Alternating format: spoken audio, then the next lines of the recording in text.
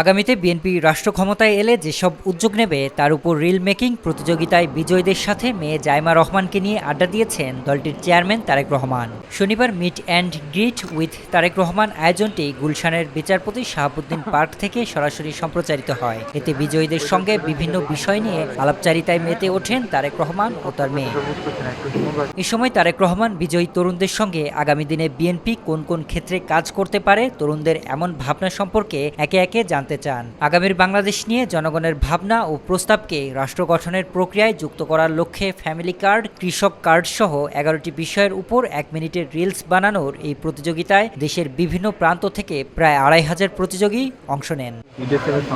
প্রতিযোগীদের মধ্য থেকে জনমত ও জুরি বোর্ডের মূল্যায়নে ১০ জন বিজয়ী নির্বাচিত করা হয়, যারা তারেক রহমান ও জাইমা রহমানের সঙ্গে সরাসরি সাক্ষাৎ ও আলাপচারিতায় সুযোগ পেয়েছেন।